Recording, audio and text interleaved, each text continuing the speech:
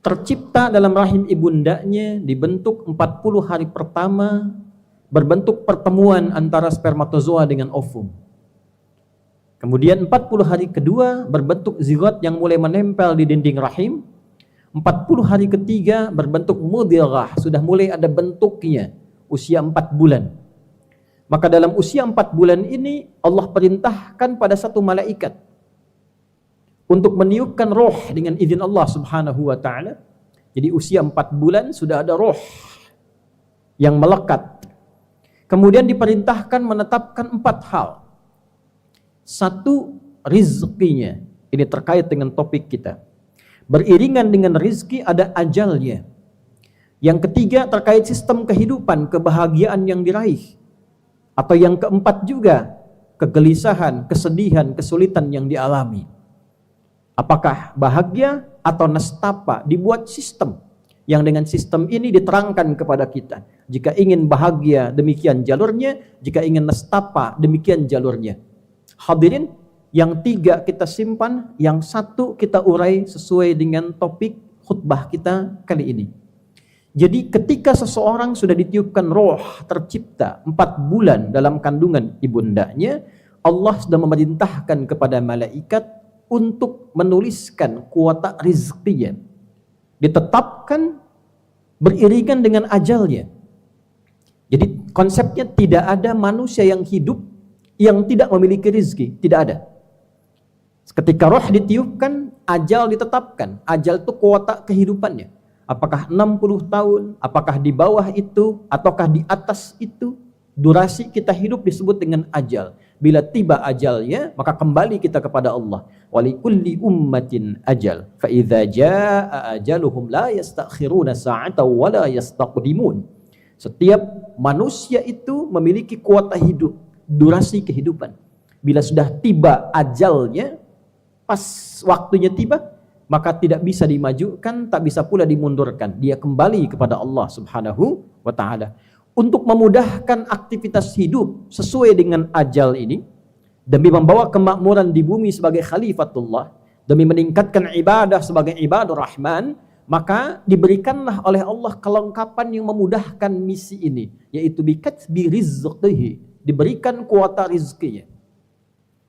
Dirahasiakan kuantitas kuota ini, jumlah rizkinya ini, agar bisa menstimulus ia dalam membangun kehidupan yang kuat dan kokoh. Maka dibentuklah kemudian rizki ini dengan 3 tampilan.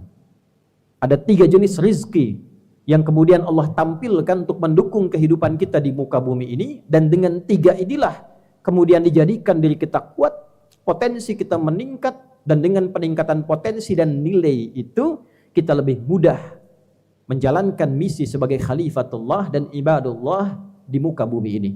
Hadirin, yang pertama, ada yang disebut dengan rizki pokok, rizki standar, yang semua makhluk ketika hidup mendapati itu. Kita temukan misalnya di surat Hud, surah ke-11 di ayat yang ke-6 itu. Wa ma min dabbatin fil ardi illa 'ala Allahi rizquha wa ya'lamu mustaqarraha wa mustauda'aha. Sungguh jangankan manusia, hewan melata pun, yang merayap pun, itu telah Allah berikan rizki standarnya. Allah yang menyimpannya, Allah yang mengungkapnya, dan sudah dituliskan rizki standar ini dalam kitab yang mulia, kitab yang nyata, kitab yang mubin. Hadirin, oksigen ini rizki standar. Tidak perlu kita cari uang untuk menghirup oksigen, kecuali dalam kondisi nanti yang khusus pada aspek yang kedua.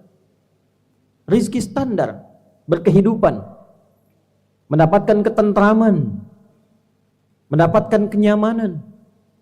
Sistem diberlakukan kepada kehidupan hewan misalnya. Bagaimana burung terbang, berangkat, kemudian pulang bisa mendapatkan rizkinya. Bagaimana cicak yang merayap, rizkinya nyamuk yang terbang. Tapi Allah membuat sistem supaya cicak itu tidak kelaparan. Ini yang dimaksud dengan rizki standar.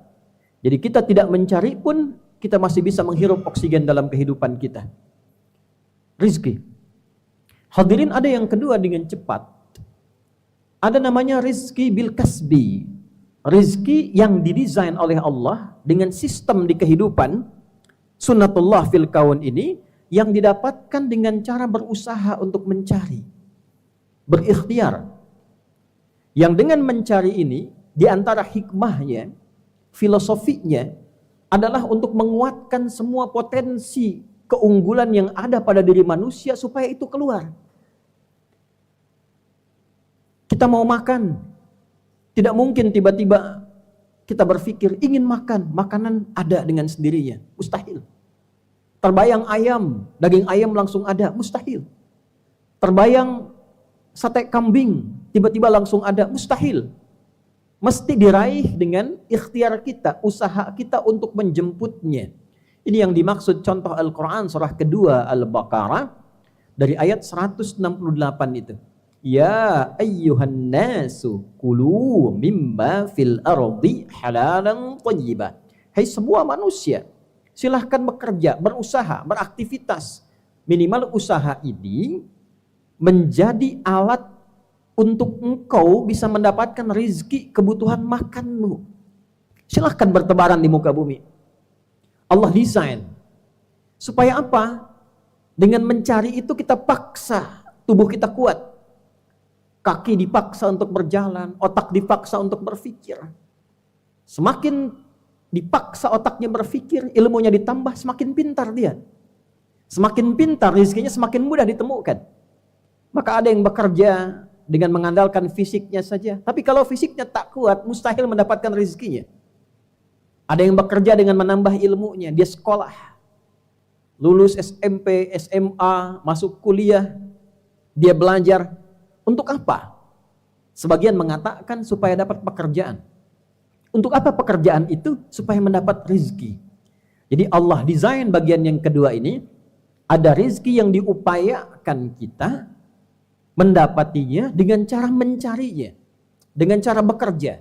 Apa hikmah di balik tuntutan bekerja ini? Padahal mudah bagi Allah ketika kita minta, mungkin diberikan. Apa tujuan dari ini semua? Sekali lagi, untuk melatih semua instrumen di tubuh kita, alat-alat organ tubuh kita, baik secara fisik pun demikian intelektual, supaya keluar semua potensi keunggulan manusia itu dan menjadi lebih berkualitas, lebih baik dibandingkan sebelum dia mengaktifkan kemampuan itu semua. Maka hadirin, ketika ayatnya berkata, ya ayyuhan nas, hai semua manusia, maka hukumnya berlaku universal. General, umum. Tidak mengenal iman di sini. Semakin pandai bekerja, rajin bekerja, giat bekerja, semakin mudah mendapatkan rezeki. Jadi pada rezeki yang kedua ini, Anda jangan bertanya begini, kenapa dia non-muslim tapi kaya? Kenapa dia tidak sholat, tidak beriman, tapi dia mudah makannya? Coba lihat, bagaimana etos kerjanya, disiplinnya, semangatnya. Dia tidak beriman tapi memaksa dirinya mengaktifkan sistem untuk menjemput rezeki yang kedua ini. Allah desain siapa yang giat, dia dapat. Siapa yang rajin, dia dapati. Siapa yang semangat, dia dapat. Maka jika ingin mendapatkan rezeki yang kedua itu, apapun bentuknya, mesti semangat. Rezeki itu umum. Semua yang bisa mendukung kita nyaman dalam berkehidupan itu rezeki. Jangan digambarkan uang saja, makanan saja. Ilmu itu rezeki.